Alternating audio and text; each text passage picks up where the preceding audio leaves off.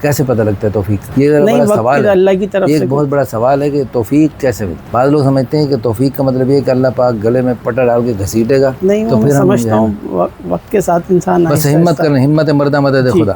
جس نے مرنے سے پہلے نیت کی ہے کسی بھی اللہ کے پیارے حکم کو، رسول اللہ صلی اللہ علیہ وسلم کی کسی بھی پیاری مبارک نورانی خوشبودار پاکیزہ سنت کو اپنانے کی، وہ آج ہی کر لے، کیونکہ مرنے سے پہلے کرنا ہے تو پھر آج کر لیں، کل چھوڑو، پل کا پتہ نہیں، تو جو کرنا ہے آج کر لیں، جلدی کر لیں، ابھی کر لیں۔ روزانہ کی موتیں ہمیں کیا کیا عبرت کا سامان دکھاتی ہیں۔ سیاحت میں جانے والے اللہ توفیق دے، سب نمازیں پڑھتے ہوئے آئے جائیں، لیکن عموماً شادی میں سیر و تفریح کے دوران نمازیں معاف، پردہ معاف، ہر قسم کے گناہ کی کھلی چھٹی ہے۔ ابھی میں نے ویڈیو دیکھی کہ جناب وہ گاڑی میں سیلفیاں بن رہی ہیں اور جناب گانے بج رہے ہیں اور جناب ہلہ گلہ ہے، اور جناب اسی ہلے گلے اور شور شرابے میں اگر خدا نخواستہ کسی کی موت آئی تو کیا بنے گا، کیا حشر ہوگا؟ حدیث میں آتا ہے لعن اللہ الناظر والمنظور الیہ، جو کسی غیر محرم کو دیکھے، اس پر دیکھنے کے لیے اپنے آپ کو پیش کرے، اس پر دونوں پر اللہ کی لعنت برستی ہے۔ اگر وہ لڑکیاں لڑکے اکٹھے سفر کرتے ہوئے سیاحت کے دوران بےہودگی کرتے ہوئے، ایک دوسرے کو دیکھتے ہوئے، صرف دیکھنے ہی، کچھ اور کرتے ہوئے، اشارے کرتے ہوئے، کچھ اور پتہ نہیں کیا کچھ کرتے ہوئے، اگر اسی حالت میں وہ ڈوب کے مر گئے، اسی حالت میں کوئی کسی حالت میں مر گئے، تو ان کا کیا بنے گا؟ آخرت میں کیا انجام ہوگا؟ مرنا نقصان دہ بات نہیں ہے، اللہ کے پیارے بھی مرے ہیں، ٹکڑے ہوئے ہیں،